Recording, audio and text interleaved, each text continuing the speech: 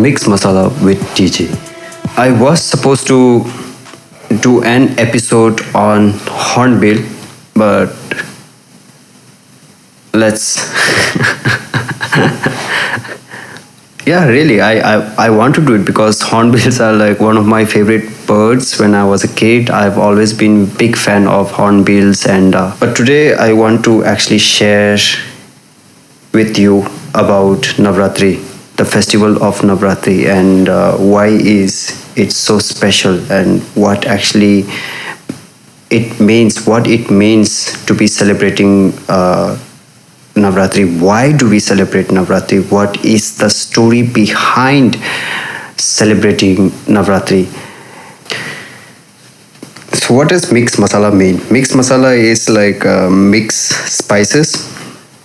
So in India, we have dishes, right? We are one of those people that are into spices, and every food that you taste here in India are always having different masalas in different compositions, giving you different flavors, hands on, right? My podcast channel is about different things, and subjects that try to bring in things like culture, traditions, art, science, technology, and so on. What I'm trying to do in this podcast is bring in the local artists here, friends of mine who are doing really cool experimental music, bringing in a lot of Western and Eastern Indian musicalities together in their tracks.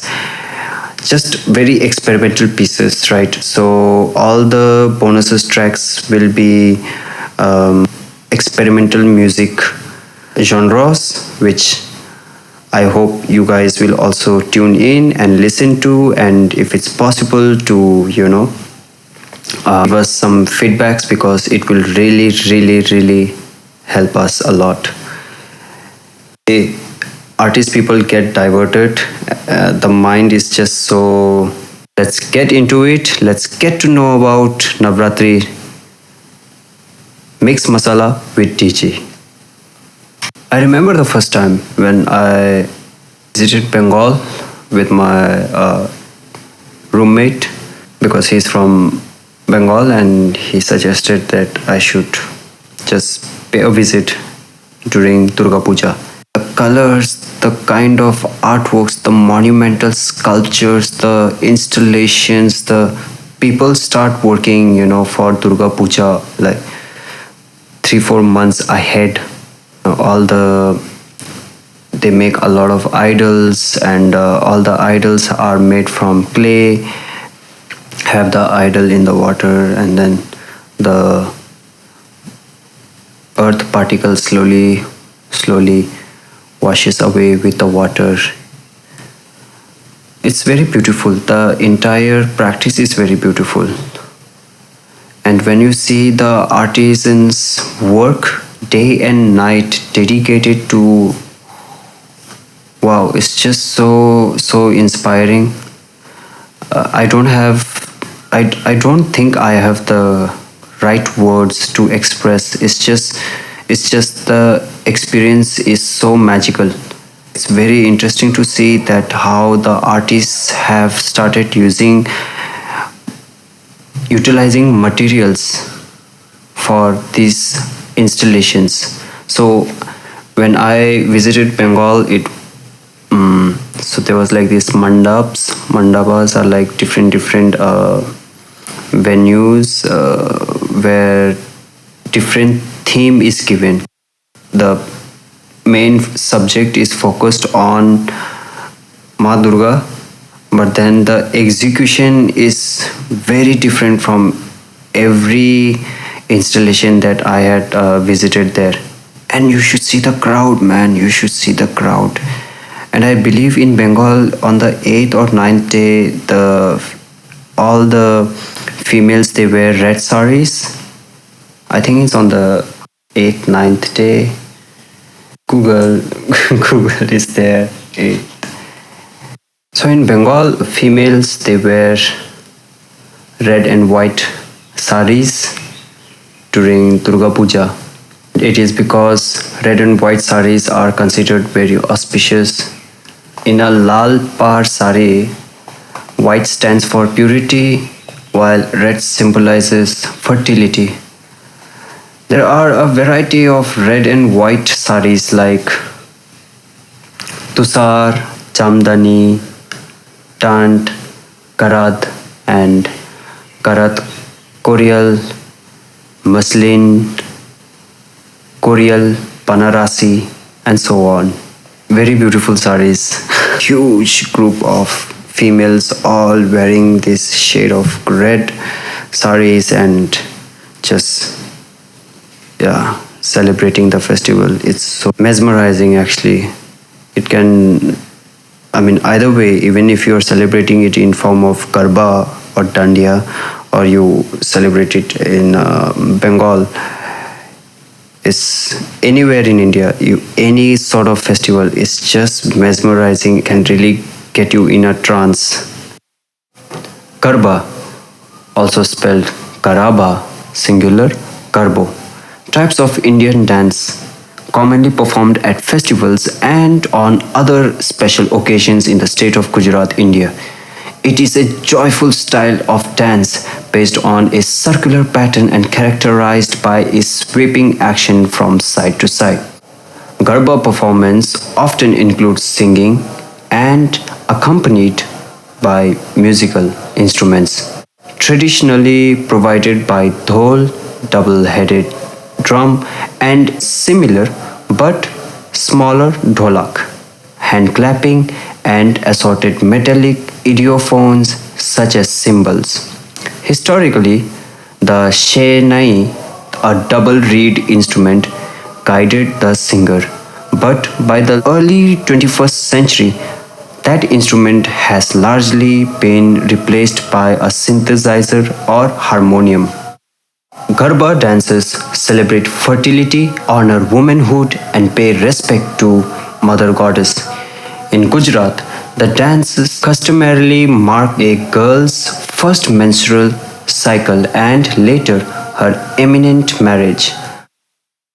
Although men may participate in some occasions, women are the typical performers of Garba. The basic dance formation is that of a circle that moves counterclockwise. If space is constrained or there are many participants, dancers form concentric circles that move in opposite direction. Ultimately, the performers circle around an image of a mother goddess such as Durga or around a symbolic representation of her creative energy, often an illuminated clay pot or water-filled vessel. Dancing begins slowly and gradually increases in speed. Garba performance has spread beyond Gujarat to enjoy popularity not only in many parts of India but in Hindu communities worldwide. The dances are widely performed at the holy spring festivals. Folk dances similar to Garba can also be found in other parts of India, particularly in Tamil Nadu, in the southwest, southeast, and in Rajasthan, the northeastern neighbor of Gujarat.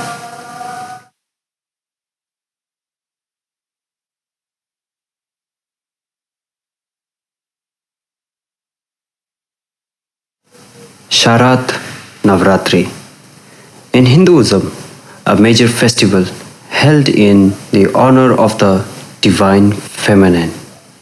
Navratri occurs over 9 days during the month of Ashvin or Ashvina. It often ends with Dusshera, also called Vijaya Dashmi, celebration on the 10th day. In some part of India, Dusshera is considered a focal point of the festival, making it effectively span 10 days instead of 9. Additionally, as Navratri depends on the lunar calendar, in some years it may be celebrated for 8 days with Dusshera on the 9th. There are 4 similar festivals also called Navratri, which are held at various stages of the year. However, the early autumn festival, also called Sharat Navratri, is the most significant. It begins on the same day as Durga Puja, a 10-day festival devoted to the victory of the goddess Durga. Navratri is celebrated differently in India's various regions. For many people, it is a time of religious reflection and fasting, while for others, it is a time for dancing and feasting. Among fasting customs are observing a strict vegetarian diet and abstaining from alcohol and certain spices. Dances performed include Garba, especially in Gujarat. Typically, the festival's 9 nights are dedicated to different aspects of the divine feminine principle or Shakti. While the pattern varies somewhat by region, generally the first third of the festival focuses on aspects of goddess Durga, the second third on the goddess Lakshmi, and the final third on the goddess Saraswati. Offerings are often made to the goddesses and their various aspects and rituals are performed in their honor. One popular ritual is Kanya Puja, which takes place on the 8th or 9th day. In this ritual, 9 young girls are dressed as the 9 goddess aspects celebrated during Navratri and are worshipped with ritual foot washing and given offerings such as food and clothing. Among some followers of the goddess Durga, who are particularly predominant in Bengal and Assam, the festival is known as or coincides with the Durga Puja. Special images of Durga celebrating her victory over the buffalo head demon are worshipped daily, and on the 10th day, Dusshera, they are taken in jubilant processions to nearby rivers or reservoirs for immersion in water. In addition to family observance, the puja or ritual days are also celebrated with public concerts, recitations, plays, and fairs. In some region, Dusshera is collected into Navratri and the entire 10 days celebration is known by that name. Whether throughout the festival or as the 10th day, Dusshera is a time to celebrate the triumph of good over evil, such as Durga's victories over Mahish Asura. In some parts of India, Dusshera is associated with the victory of the god Rama over demon king Ravana. In northern India, the Ram Leela play of Rama is the highlight of the festival. On successive nights, different episodes of epic poem of Ramayana are dramatized by young actors elaborately costumed and masked. The pageant is always climaxed by the burning of huge effigies of the demons. Athletic tournaments and hunting expeditions are often organized.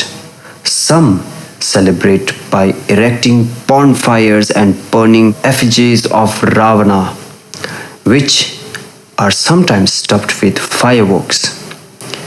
In many regions, Dusshera is considered an auspicious time to begin educational or artistic pursuits, especially for children.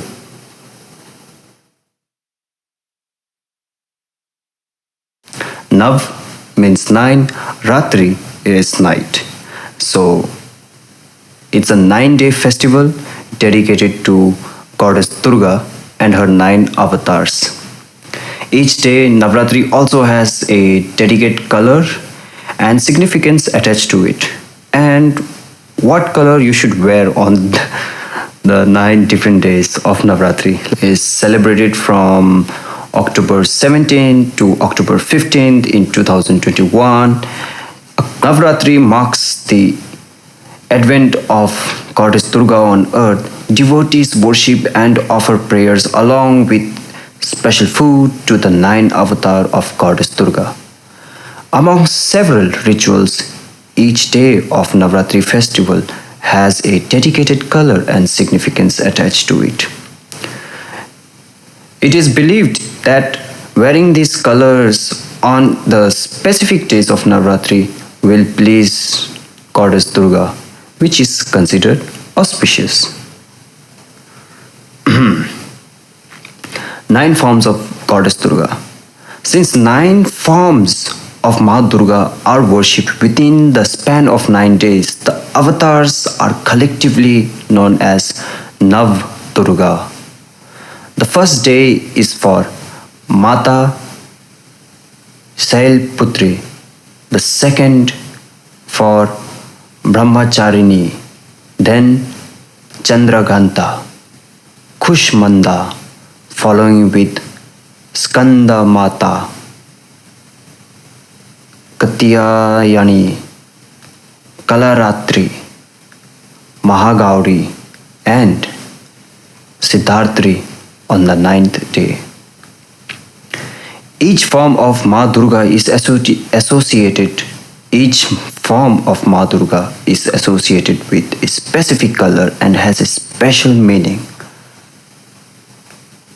Navratri color of the day and its significance. All right, let's get into it. And so the first day of Navratri is yellow. The festival of Navratri commences with a worshipping of Mata Shail Putri, the daughter of the mountains. On this day, yellow color is considered auspicious as it stands for brightness and happiness,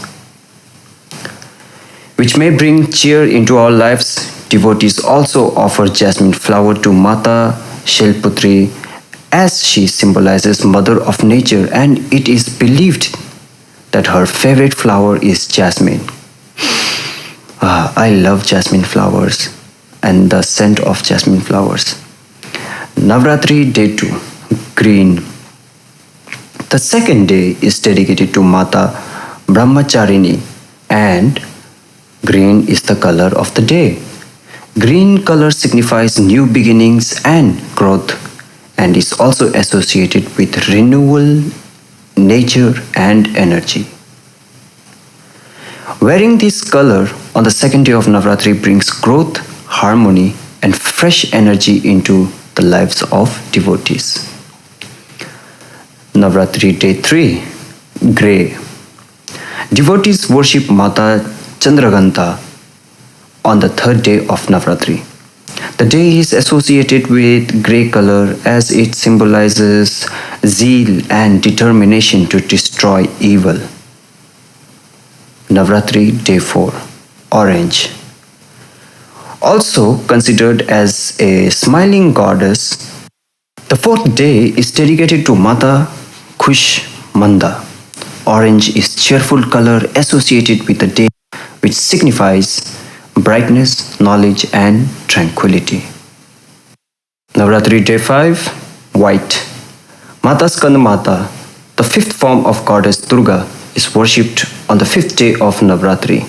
Devotees must wear white colored attire on this day to please the goddess as it represents purity, peace, and meditation. Navratri Day 6, Red. Mata Katyayani is worshipped on the sixth day of Navratri. She is associated with red color. Beauty and fearlessness are both associated with red color. Day 7, Royal Blue. Having a dark complexion and fearless posture, Kal Ratri is celebrated on the seventh day of Navratri. The blue color symbolizes immense power and divine energy. Navratri Day 8, Red. Mahagauri is the eighth incarnation of Goddess Durga, and she is called as the goddess of happiness and peace. Devotees can consider red colored clothes on this day to please the goddess. Navratri Day 9. Mata Siddhi Datri. She depicts compassion and purity, and pink color is considered auspicious on this day as it depicts hope, self refinement, and social upliftment. Garba and Dandiya and Navratri. The connection between Dandiya, Garba, and Navratri.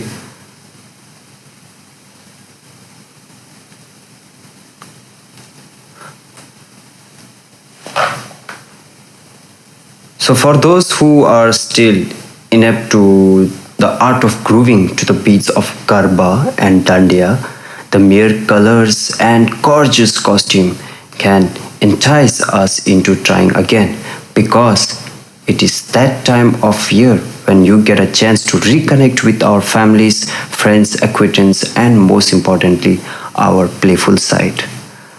Why Garba and Dandiya are performed during Navratri?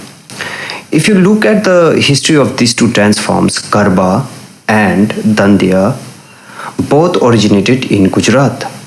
The reason is that these dance forms are dramatization, sort of like a enactment of the 9-day battle between goddess Durga and the demon king, in which the goddess emerged victoriously. This is what Navratri symbolizes as well, the triumph of good over evil, even if that evil stems from our own cluttered and undisciplined mind. These 9 days give us a chance to purify negative thoughts and start afresh. The Garba dance. Traditionally, Garba is performed around an earthen pot, garbo, with a lamp inside, which is called a Garba Deep. This representation is symbolic. The lantern symbolizes life, the fetus in the womb in particular. The pot itself is a symbol of the body within which divinity resides. Dancers move around in circles, making circular movements with their hands and feet around this earthen pot. This gesture symbolizes the circle of life which moves from life to death to rebirth, leaving only the Mother Divine unmoved, unchanging, and the Garba costume consists of a three-piece. The choli or blouse, chanya or long skirt, and an embellished dupatta. Embroidery and mirror work may be found on the multi-hued attire. The men wear a kediyu, a full-sleeved kurta that is tight at the chest and flare like a frock at the waist, with kafni pajamas, a multi-pleated pant that tapers towards the bottom, and a pagdi or turban. The Dandiya dance. In this dance, both men and women energetically dance with colorful and decorated bamboo sticks, striking them to the beats of instruments like the dholak and tabla. The dance is a beautiful way of recreating the battle that took place between the Devi and the demon. The colorful sticks used during Dandiya represents the sword of goddess Durga, which is why this dance form is also known as the sword dance. The sounds of the instrument playing are reminiscent of the metallic clangs that may be heard on the battlefield. Women wear ghagra, long skirt, the choli, blouse, and udni, shawl. Men wear traditional dhotis and kurtas. Mirror work is again a signature design of these costumes. The costume of both the Garba and the Dandiya highlight the vibrant colors of Navratri. Garba versus Dandiya. Garba has a more devotional appeal. It is performed to bhajans and chants, praising the many divine forms of the goddess. It is done before the arti is performed. On the other hand, Dandiya is usually played during the late evening as a part of merriment after the arti is done. Even though it is interesting to know why we perform these dances every year, the real essence lies in the warmth and togetherness we feel when we gather around our family and friends for 9 days, a time filled with joy, love, and devotion. The devotion is directed to the goddess and is also a manifestation of the gratitude we feel in being alive and blessed with so much abundance. Navratri would be incomplete without these dances and this art form.